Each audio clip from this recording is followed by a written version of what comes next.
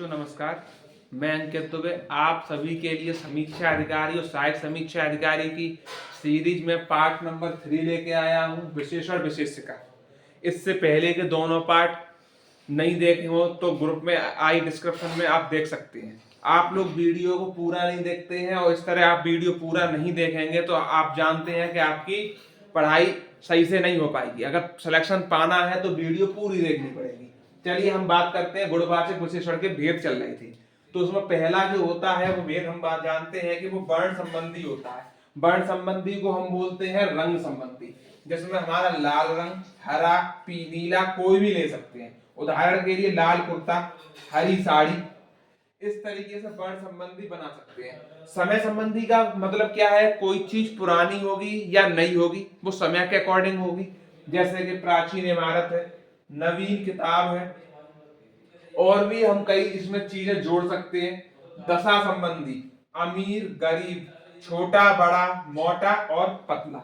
यानी दशा जो है वो अमीर भी हो सकता है, गरीब भी हो सकता है, उसकी दशा के ऊपर है। जैसे उदाहरण हम इसका लें तो हम बोल सकते हैं अमीर व्यक्ति। छोटा का ले तो बन जाएगा छोटा बालक। ठीक, तो दशा संबंधी में हमने समझ लिया। स्थान संबंधी की बारे में बात करते हैं तो स्थान यानी भीतर, बाहर, पिछला या अगला। या तो भीतरी स्थान है या बाहरी है, या पिछला है या अगला। अब हम बात करते हैं तो कैसे, जैसे महल का भीतरी भाग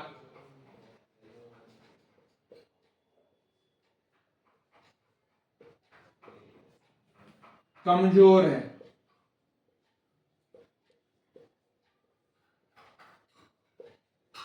तो इस हिसाब से हमने स्थान का पता किया कि कहां के भीतरी भाग।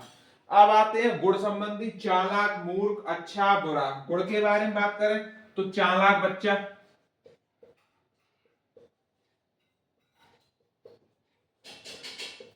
और बुरा आदमी। इस तरीके से इसके हमने 5 पार्ट पढ़ लिए हैं। होते कितने पार्ट हैं? 7 पार्ट होते हैं। अब बात करते हैं पार्ट नंबर 6 पर, जो होता है आकार संबंधी। कौन सा होता है? आकार संबंधी। इसके बारे में कैसा होगा? आकार कैसा हो सकता है? या तो गोल होगा, या चौकोर होगा,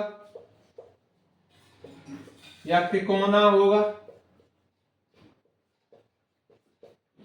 अब हम उदाहरण इसका लेना चाहें तो उदाहरण हम ले सकते हैं, जैसे गोल रोटी।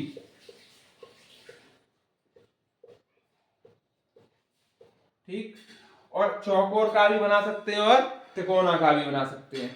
आप लोग चौकोर का उदाहरण हमें लिख के कमेंट बॉक्स में बताएंगे। अब हम चलते हैं लास्ट में संज्ञा संबंधी। संज्ञा संबंधी में क्या है वो भी जानते हैं। जैसे बनारसी साड़ी,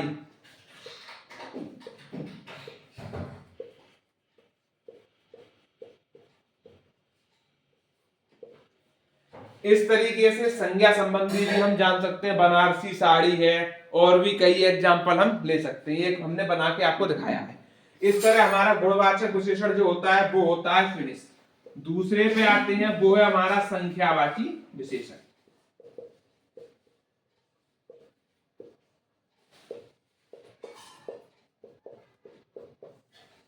संख्यावाची विशेषण किसे कहते हैं? जो संज्ञा या सर्वनाम की निश्चित संख्या का बोध कराते हैं, ऐसे विशेषण।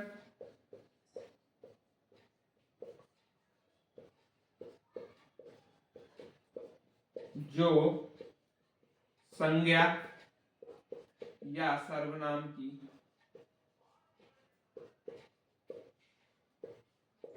निश्चित संख्या का बोध कराते हैं।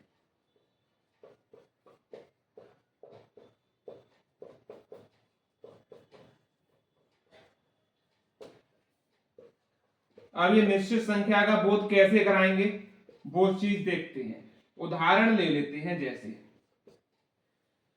जैसे हमने बोला 5 कप। ठीक, तो 5 कप हमने काउंट किए।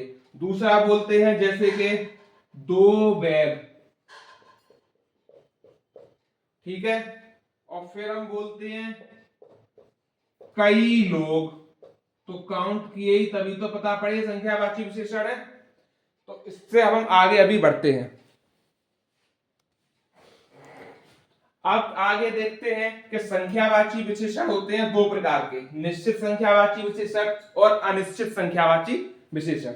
निश्चित संख्यावाची विशेषण उन्हें कहते हैं जो संज्ञा या सर्वनाम की निश्चित संख्या को बताते हैं। और निश्चित संख्यावाची विशेषण कितने प्रकार के होते हैं? 6 प्रकार के। ये 6 प्रकार के होते हैं।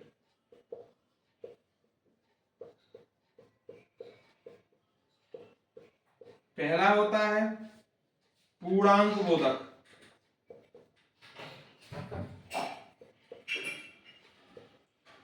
दूसरा होता है अपूर्णांक बोधक,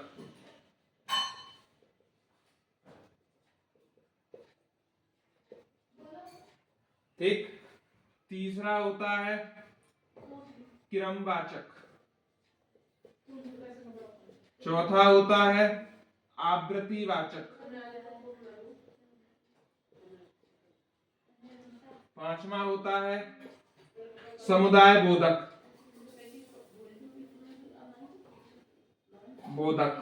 और छठा होता है प्रत्येक बोधक।